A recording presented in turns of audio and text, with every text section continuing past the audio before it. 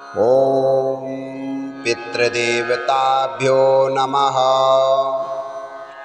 अथ बृहद्धर्मपुराणान्तर्गत पितृस्तोत्रम्। ॐ नमः पित्रे जन्मदात्रे सर्वदेवमयाय च सुखदाय प्रसन्नाय सुप्रीताय महात्मने सर्वयज्ञस्वरूपाय स्वर्गाय परमेष्टिने सर्वतीर्थावलोकाय करुणासागराय च नमः सदा सुतोषाय शिवस्वरूपाय ते नमः। सदा अपराधक्षमिणे सुखाय सुखदाय च दुर्लभं मानुषमिदं येन लब्धं मया वपो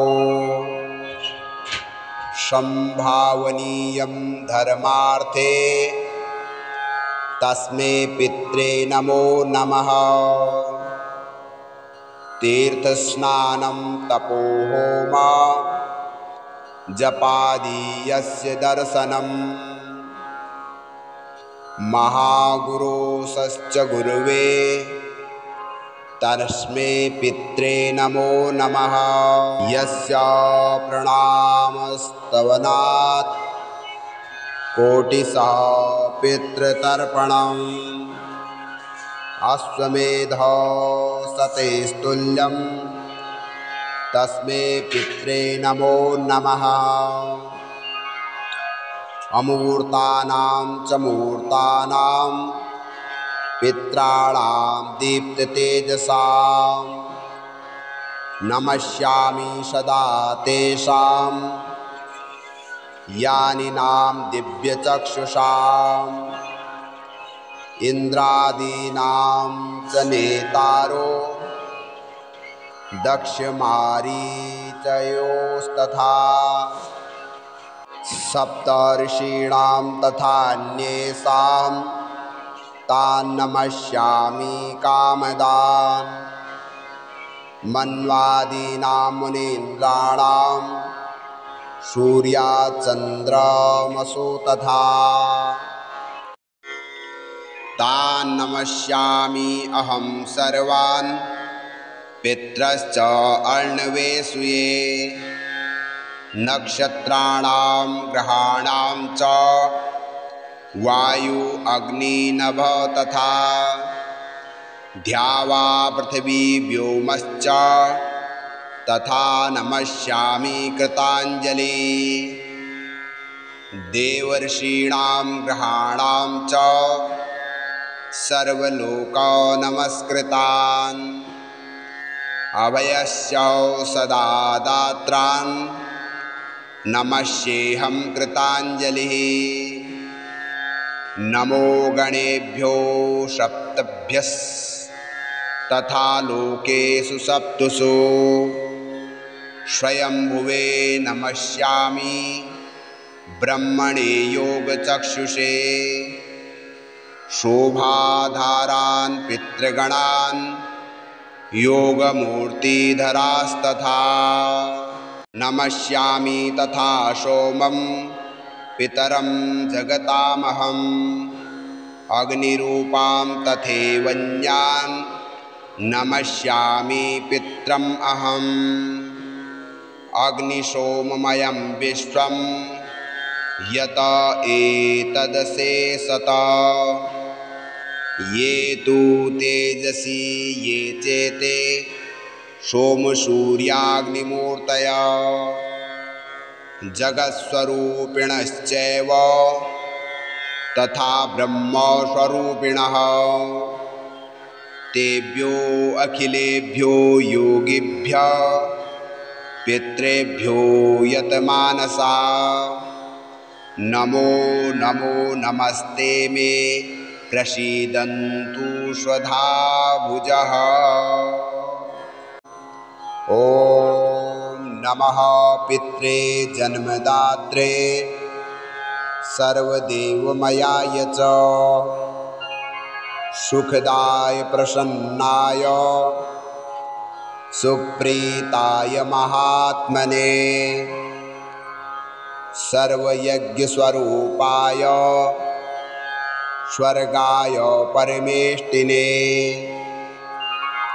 सर्वतीर्थावलोकाय करुणासागराय च नमः सदा सुतोषाय शिवस्वरूपाय ते नमः सदा अपराधक्षमिणे सुखाय सुखदाय च दुर्लभं मानुषमिदं येन लब्धं मया वपो संभावनीयं धर्मार्थे तस्मै पित्रे नमो नमः तीर्थस्नानं तपोहोम जपादीयस्य दर्शनं महागुरोसश्च गुरुवे तस्मै पित्रे नमो नमः यस्य प्रणामस्तवनात् कोटिशः पितृतर्पणम् अश्वमेध सतेस्तुल्यं तस्मै पित्रे नमो नमः अमूर्तानां च मूर्तानां पित्राणां दीप्ततेजसां नमस्यामि सदा तेषां यानिनां दिव्यचक्षुषाम् इन्द्रादीनां च नेतारो दक्षमारीचयोस्तथा सप्तर्षीणां तथान्येषां तान्नमस्यामि कामदान् मन्वादीनां मुनीन्द्राणां सूर्याचन्द्रमसो तथा तान् नमस्यामि अहं सर्वान् पितरश्च अर्णवेषुये नक्षत्राणां ग्रहाणां च वायु अग्नि नभ तथा द्यावा पृथिवी व्योमश्च तथा नमस्यामि कृताञ्जलि देवर्षीणां ग्रहाणां च सर्वलोका नमस्कृतान् अभयस्य सदा दात्रान् नमस्येऽहं कृताञ्जलिः नमो गणेभ्यो सप्तभ्यस्तथा लोकेषु सप्तसु स्वयंभुवे नमस्यामि ब्रह्मणे योगचक्षुषे शोभाधारान् पितृगणान् योगमूर्तिधरास्तथा नमस्यामि तथा सोमं पितरं जगतामहम् अग्निरूपां तथैवन्यान् नमस्यामि पित्रम् अहम् अग्निसोममयं विश्वं यत एतदशेषत ये तु तेजसी ये चेते सोमसूर्याग्निमूर्तयः जगत्स्वरूपिणश्चैव तथा ब्रह्मस्वरूपिणः तेभ्यो अखिलेभ्यो योगिभ्यः पितृभ्यो यतमानसा नमो नमो नमस्ते मे प्रसीदन्तु स्वधा भुजः। ॐ नमः पित्रे जन्मदात्रे सर्वदेवमयाय च सुखदाय प्रसन्नाय सुप्रीताय महात्मने सर्वयज्ञस्वरूपाय स्वर्गाय परमेष्टिने सर्वतीर्थावलोकाय करुणासागराय च नमः सदा सुतोषाय शिवस्वरूपाय ते नमः सदा अपराधक्षमिणे सुखाय सुखदाय च दुर्लभं मानुषमिदं येन लब्धं मया वपो संभावनीयं धर्मार्थे तस्मै पित्रे नमो नमः तीर्थस्नानं तपोहोम जपादीयस्य दर्शनम् महागुरोसश्च गुरुवे तस्मै पित्रे नमो नमः यस्य प्रणामस्तवनात् कोटिशः पितृतर्पणम् अश्वमेध सतेस्तुल्यं तस्मै पित्रे नमो नमः अमूर्तानां च मूर्तानां पित्राणां दीप्ततेजसां नमस्यामि सदा तेषां यानिनां दिव्यचक्षुषाम् इन्द्रादीनां च नेतारो दक्षमारीचयोस्तथा सप्तर्षीणां तथान्येषां तान् नमस्यामि कामदान् मन्वादीनां मुनीन्द्राणां सूर्याचन्द्रमसो तथा तान् नमस्यामि अहं सर्वान् पितरश्च अर्णवेसूये नक्षत्राणां ग्रहाणां च वायु अग्नि नभ तथा द्यावा पृथिवी व्योमश्च तथा नमस्यामि कृताञ्जलि देवर्षीणां ग्रहाणां च सर्वलोका नमस्कृतान् अभयस्य सदा दात्रान् नमस्येऽहं कृताञ्जलिः नमो गणेभ्यो सप्तभ्यः तथा लोकेषु सप्तसु स्वयंभुवे नमस्यामि ब्रह्मणे योगचक्षुषे शोभाधारान् पितृगणान् योगमूर्तिधरास्तथा नमस्यामि तथा सोमं पितरं जगतामहम् अग्निरूपां तथैवन्यान् नमस्यामि पित्रम् अहम् अग्निसोममयं विश्वं यत एतदशेषत ये तु तेजसी ये चेते सोमसूर्याग्निमूर्तयः जगत्स्वरूपिणश्चैव तथा ब्रह्मस्वरूपिणः तेभ्यो अखिलेभ्यो योगिभ्यः पितृभ्यो यतमानसा नमो नमो नमस्ते मे प्रसीदन्तु स्वधा भुजः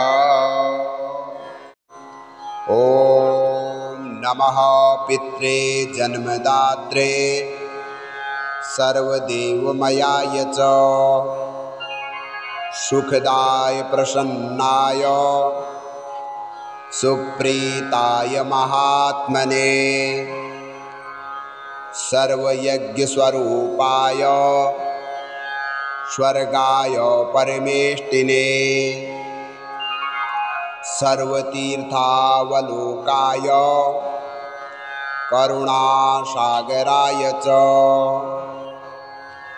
नमः सदा सुतोषाय शिवस्वरूपाय ते नमः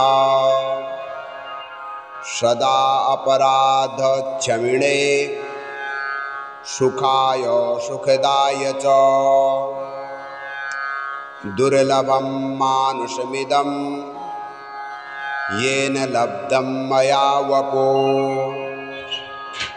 संभावनीयं धर्मार्थे तस्मै पित्रे नमो नमः तीर्थस्नानं तपोहोम जपादीयस्य दर्शनं महागुरोसश्च गुरुवे तस्मै पित्रे नमो नमः यस्य प्रणामस्तवनात् कोटिशः पितृतर्पणम् अश्वमेध सतेस्तुल्यं तस्मै पित्रे नमो नमः अमूर्तानां च मूर्तानां पित्राणां दीप्ततेजसां नमस्यामि सदा तेषां यानिनां दिव्यचक्षुषाम् इन्द्रादीनां च नेतारो दक्षमारीचयोस्तथा सप्तर्षीणां तथान्येषां तान् नमस्यामि कामदान् मन्वादीनां मुनीन्द्राणां सूर्याचन्द्रमसो तथा तान् नमस्यामि अहं सर्वान् पितरश्च अर्णवेषु नक्षत्राणां ग्रहाणां च वायु अग्नि नभ तथा द्यावा पृथिवी व्योमश्च तथा नमस्यामि कृताञ्जलि देवर्षीणां ग्रहाणां च सर्वलोका नमस्कृतान् अभयस्य सदा दात्रान् नमस्येऽहं कृताञ्जलिः नमो गणेभ्यो सप्तभ्यस्तथा लोकेषु सप्तसु स्वयंभुवे नमस्यामि ब्रह्मणे योगचक्षुषे शोभाधारान् पितृगणान् योगमूर्तिधरास्तथा नमस्यामि तथा सोमं पितरं जगतामहम् अग्निरूपां तथैवन्यान् नमस्यामि पित्रम् अहम् अग्निसोममयं विश्वं यत एतदशेषत ये तु तेजसी ये चेते सोमसूर्याग्निमूर्तयः जगत्स्वरूपिणश्चैव तथा ब्रह्मस्वरूपिणः तेभ्यो अखिलेभ्यो योगिभ्यः पितृभ्यो यतमानसा नमो नमो नमस्ते मे प्रसीदन्तु स्वधा भुजः। ॐ नमः पित्रे जन्मदात्रे सर्वदेवमयाय च सुखदाय प्रसन्नाय सुप्रीताय महात्मने सर्वयज्ञस्वरूपाय स्वर्गाय परमेष्टिने सर्वतीर्थावलोकाय करुणासागराय च नमः सदा सुतोषाय शिवस्वरूपाय ते नमः। सदा अपराधक्षमिणे सुखाय सुखदाय च। दुर्लभं मानुषमिदं येन लब्धं मया वपो। संभावनीयं धर्मार्थे तस्मै पित्रे नमो नमः। तीर्थस्नानं तपोहोम जपादीयस्य दर्शनम्। महागुरोसश्च गुरुवे तस्मै पित्रे नमो नमः। यस्य प्रणामस्तवनात् कोटिशः पितृतर्पणम्। अश्वमेध सतेस्तुल्यं तस्मै पित्रे नमो नमः। अमूर्तानां च मूर्तानां पित्राणां दीप्ततेजसां नमस्यामि सदा तेषां ज्ञानिनां दिव्यचक्षुषाम्। इन्द्रादीनां च नेतारो दक्षमारीचयोस्तथा सप्तर्षीणां तथान्येषां तान् नमस्यामि कामदान्। मन्वादीनां मुनीन्द्राणां सूर्याचन्द्रमसो तथा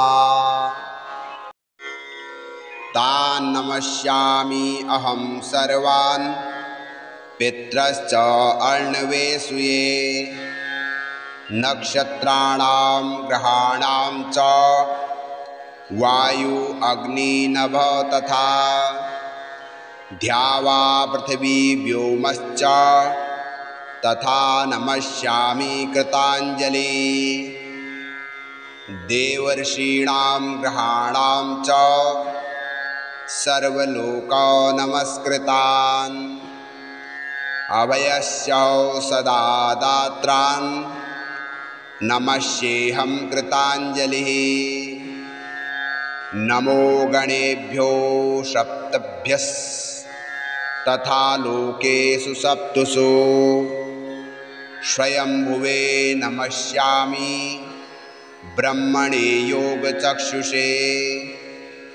शोभाधारान् पितृगणान् योगमूर्तिधरास्तथा नमस्यामि तथा सोमं पितरं जगतामहम्।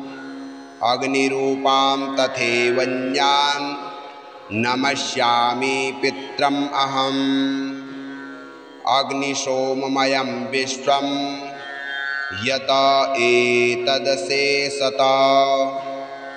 ये तु तेजसी ये चेते सोमसूर्याग्निमूर्तयः। जगत्स्वरूपिणश्चैव तथा ब्रह्मस्वरूपिणः। तेभ्यो अखिलेभ्यो योगिभ्यः पितृभ्यो यतमानसा नमो नमो नमस्ते मे प्रसीदन्तु स्वधा भुजः।